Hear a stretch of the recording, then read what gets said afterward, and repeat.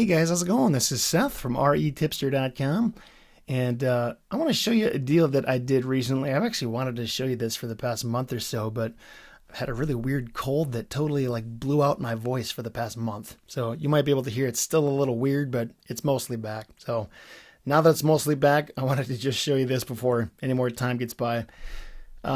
So first of all, before I jump into this, I just want to say that my intent with this video is not in any way to toot my own horn or be boastful or brag or anything like that. The idea behind this is to simply inspire you guys and to show you what is possible. This is the property right here. This is a 10-acre parcel, and this is out in the western part of the U.S., and this all came to fruition back in February of this year, I think it was, when I got a random submission from somebody on my website saying that they own this 10-acre parcel of land and they wanted to sell the thing. And in the submission on my buying site, by the way, if you don't have a buying website, I would recommend it. It's worked wonders for my business. It's how I've gotten lots of deals just like this. And I don't have to use direct mail. A lot of the leads and submissions are free for the most part. So, but anyway, I got this particular submission through my buying website, and in this submission, the person told me that they thought their property was worth $80,000 and they had had 2 local realtors verify that value. So usually what I do when I see that number, whatever it is, whatever rationale they came up with to give me that number, usually it's not really that trustworthy at all, but it's a starting point. So the offer that I sent them was $5,000. And, as you can imagine, a lot of people, when they see that kind of offer, are either angry or they laugh it off or they just don't respond.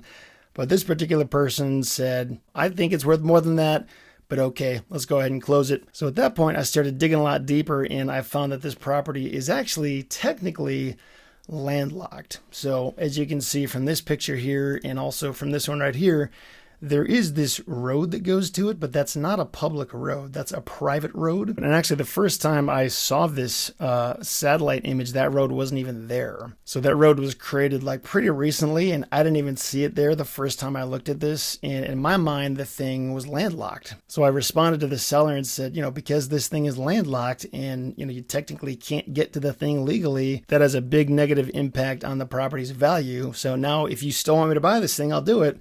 But my offer is now $500. And the person sort of deliberated for a while and eventually said, okay, fine, let's sell the thing for $500. And so we went ahead and closed. And because this thing was so cheap, I ended up closing in-house, which is not something I do a lot of anymore, but just because of the economics of the deal, and I knew how to do it pretty easily, we just signed a purchase agreement and got a deed done and recorded that thing, and I owned it $500 later. And at the time, earlier this year, I was super busy with a lot of other stuff on my plate in other areas of my life. So I didn't have a whole lot of time to turn around and list the thing all over the place and try to sell it. But I knew I was sitting on a really good deal, but I just didn't have time to really make it happen. So I basically sat on the thing for a few months. And then later in the year, when I finally had time, I went ahead and hired somebody on Craigslist to get some pictures for me. And when I got those pictures, I found it was actually a pretty beautiful property. Here's one of the pictures. You can sort of see there's a really nice view down into the valley below. Here's another picture. You can see it's just a really nice area, nice property. And just looking at some of the other similar properties in the area with a similar size range that were not landlocked, but otherwise they were pretty much the same thing, those were listed quite a bit higher than $500. So I decided to list the property on Craigslist for $39,000, not knowing if that would get any bites or if anybody would be interested in that. And also, by the way, when I finally did list this thing, I was aware of this brand new road that had been put in. I knew that would certainly have some impact on the value just by nature of the fact that it's officially not landlocked anymore, but it's a private drive. So I didn't really know exactly what the value would be, and that's usually how land is, because land just inherently is a very tough kind of property to put a rock solid number on. But anyway, I listed the thing at $39,000, and I did actually get a couple people responding saying that they were interested in buying it with seller financing, because I did put that as an option in my listing. But I actually found out in less than 24 hours, the owner of this property right here reached out and said that they would pay me $25,000 cash for the thing. And they also sort of threw out some information it's really, really steep on that property. It's hard to build. And, we own the access up to this drive. So being as busy as I was, I didn't really have time to look into all the validity of all of that stuff. But what I did know was that they just made me an offer for $25,000 on a property that I paid $500 for. So rather than deliberate and just try to squeeze every last penny out of this property, which I could have done, and honestly, maybe that would have been smarter for me to do, but rather than mess with all that, I just said, okay, let's go ahead and close on this property. And mind you, this happened almost immediately after I put that ad out there. So I wasn't sitting around waiting for buyers to come. It just happened really, really quick.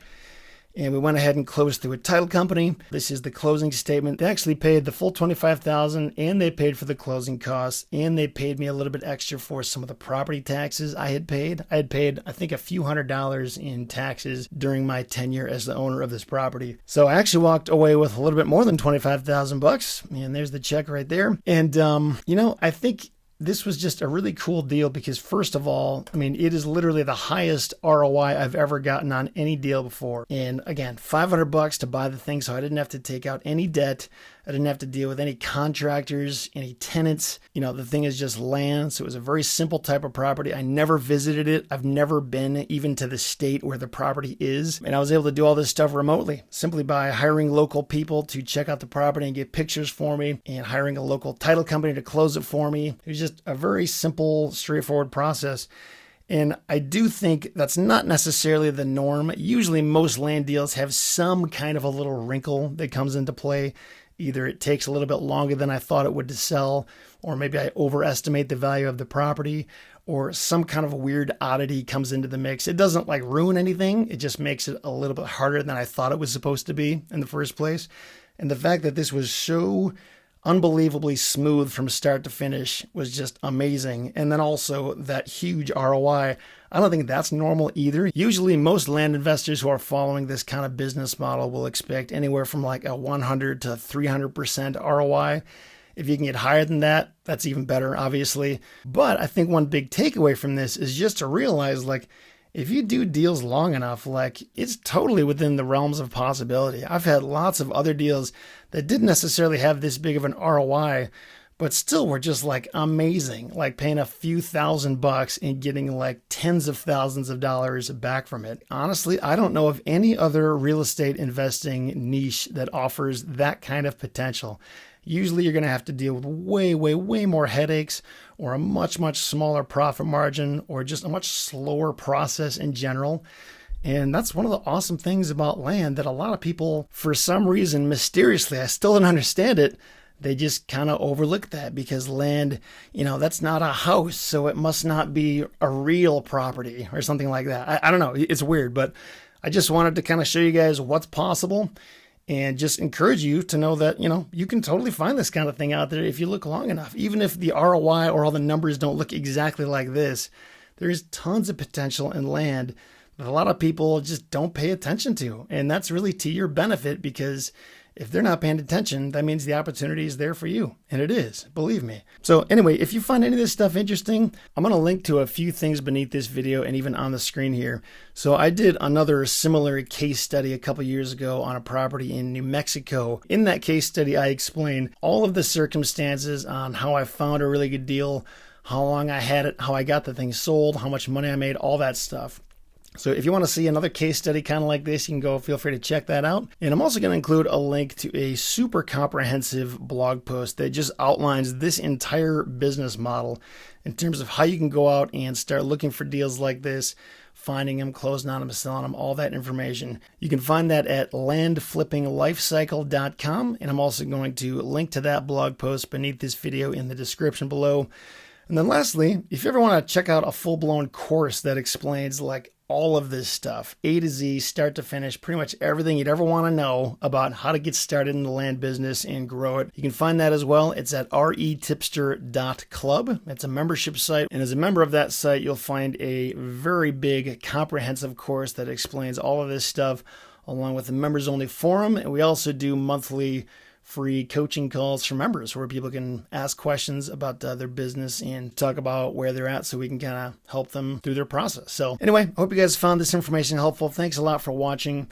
And yeah, I'll talk to you next time. See ya.